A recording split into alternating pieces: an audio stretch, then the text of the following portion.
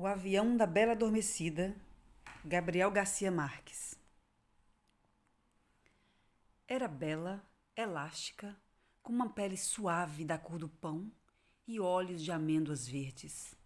E tinha um cabelo liso e negro e longo até as costas.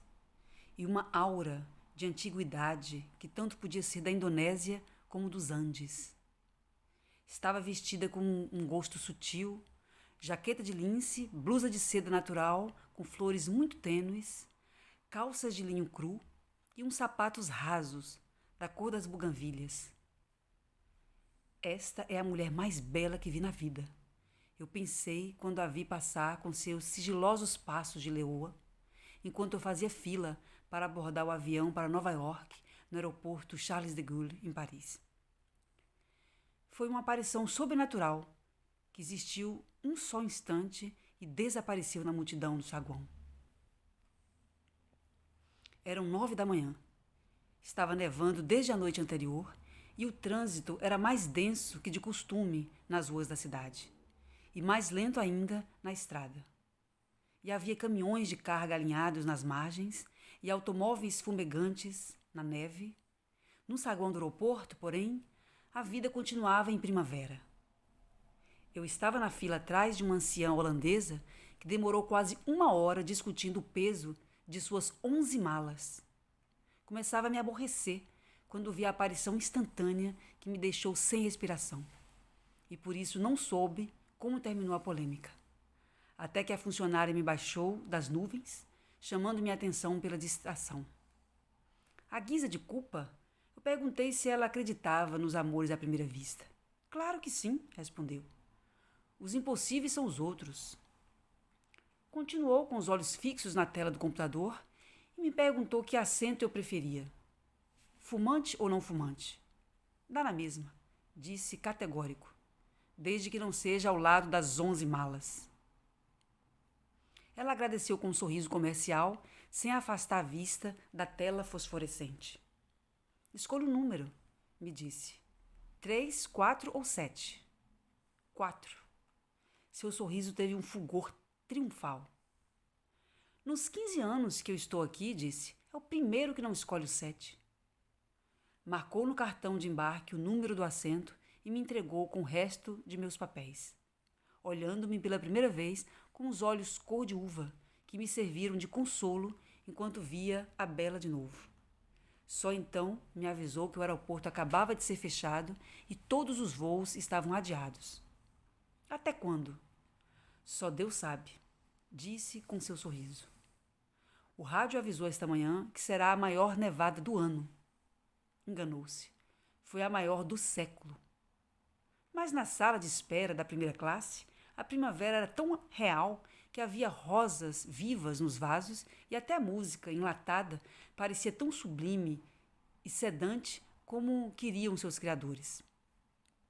E de repente pensei que aquele era um refúgio adequado para a Bela. E procurei-a nos outros salões, estremecido pela minha própria audácia. Mas na maioria eram homens da vida real que liam jornais em inglês enquanto suas mulheres pensavam em outros, contemplando os aviões mortos na neve através das janelas panorâmicas, contemplando as fábricas glaciais, as vastas plantações de Royce devastadas pelos leões. Depois do meio-dia, não havia um espaço disponível, e o calor tinha se tornado tão insuportável que escapei para respirar. Lá fora encontrei um espetáculo assustador. Gente de todo tipo havia transbordado as salas de espera, estava acampada nos corredores sufocantes e até nas escadas, estendida pelo chão com seus animais e suas crianças e seus trastes de viagem. Pois também a comunicação com a cidade estava interrompida.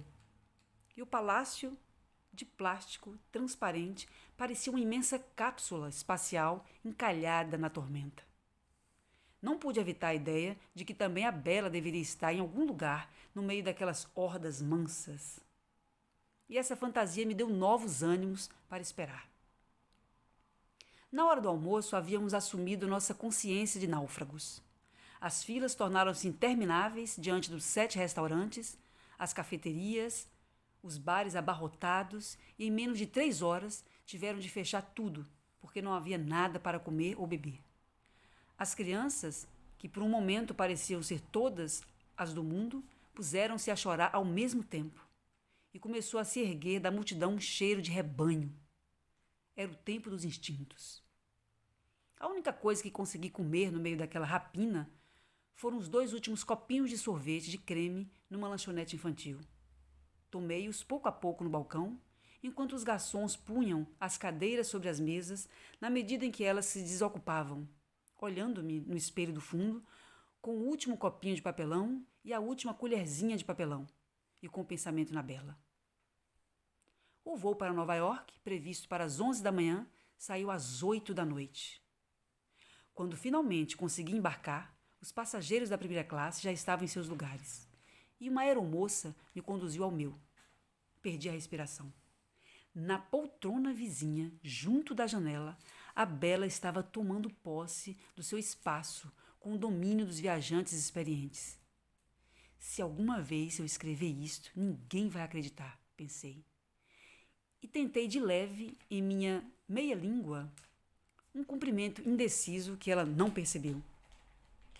Instalou-se como se fosse morar ali muitos anos, pondo cada coisa em seu lugar e em sua ordem, até que o local ficou tão bem arrumado como a casa ideal, onde tudo estava ao alcance da mão. Enquanto fazia isso, o comissário trouxe-nos o champanhe de boas-vindas.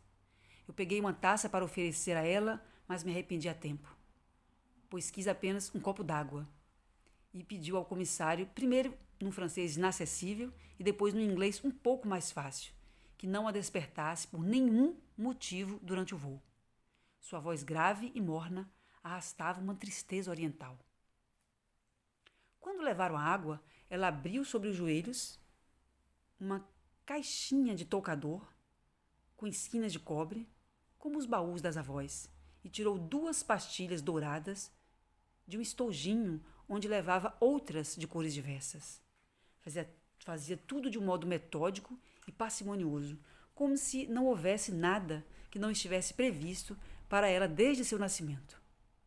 Por último, baixou a cortina da janela, estendeu a poltrona ao máximo, cobriu-se com a manta até a cintura, sem tirar os sapatos, pôs a máscara de dormir. Deitou-se de lado na poltrona, de costas para mim, e dormiu sem uma única pausa, sem um suspiro, sem uma mudança mínima de posição, durante as 8 horas eternas e os 12 minutos de sobra que o voo de Nova York durou. Foi uma viagem intensa. Sempre acreditei que não há nada mais belo na natureza do que uma mulher bela, de maneira que foi impossível para mim escapar um só instante do feitiço daquela criatura de fábula que dormia ao meu lado.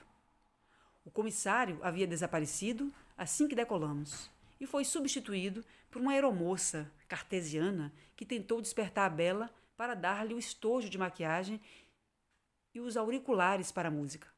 Repetia a advertência que a Bela havia feito ao comissário, mas a aeromoça insistiu para ouvir de sua própria voz que tampouco queria jantar.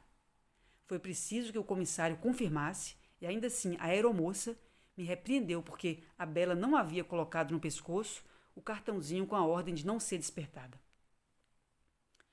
Fiz um jantar solitário, dizendo-me em silêncio tudo o que teria dito a ela, se estivesse acordada.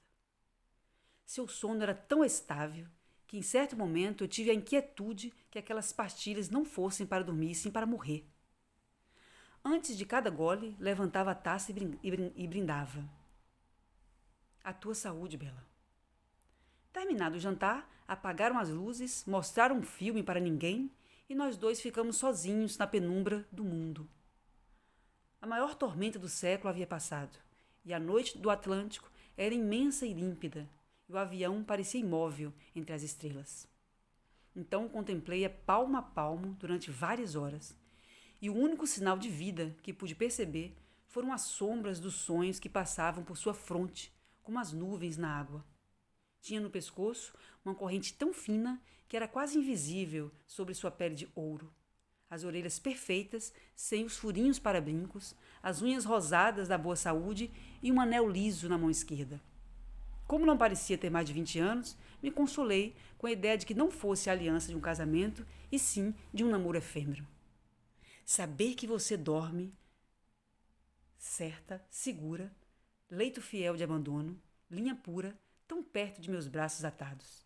Eu pensei repetindo na crista de espuma de champanha o soneto magistral de Gerardo Diego. Em seguida, eu estendi a poltrona na altura da sua e ficamos deitados mais próximos que nunca, numa cama de casal. O clima da sua respiração era o mesmo da voz, e sua pele exalava um hálito tênue que só podia ser o próprio cheiro da sua beleza. Eu achava incrível. Na primavera anterior, havia lido um bonito romance de Asumari Kawabata sobre os anciões burgueses de Kyoto que pagavam somas enormes para passar a noite contemplando as moças mais bonitas da cidade, nuas e narcotizadas, enquanto eles agonizavam de amor na mesma cama. Não podiam despertá-las nem tocá-las, e nem tentavam, porque a essência do prazer era vê-las dormir. Naquela noite, velando o sono da bela, não apenas entendi aquele refinamento senil, como o vivi na plenitude. Quem iria acreditar? Me disse.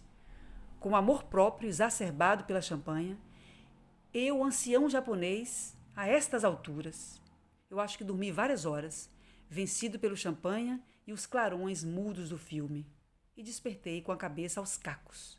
Fui ao banheiro. 2 lugares atrás do meu jazia a anciã das 11 malas, esparramada, mal acomodada na poltrona. Parecia um morto esquecido no campo de batalha. No chão, no meio do corredor, estavam seus óculos de leitura com um colar de contas coloridas. E por um instante, desfrutei da felicidade mesquinha de não os recolher. Depois de desafogar-me dos excessos da champanha, me surpreendi no espelho, indigno e feio, e me assombrei por serem tão terríveis os estragos do amor. E de repente, o avião foi a pique, ajeitou-se como pôde e prosseguiu voando a galope. A ordem de voltar ao assento acendeu. Saí em disparada com a ilusão de que somente as turbulências de Deus despertariam a bela e que teria de ser e se refugiar em meus braços fugindo do terror.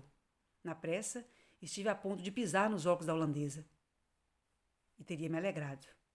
Mas voltei sobre meus passos, os recolhi, os coloquei em seu regaço, agradecido de repente por ela não ter escolhido antes de mim o assento número 4.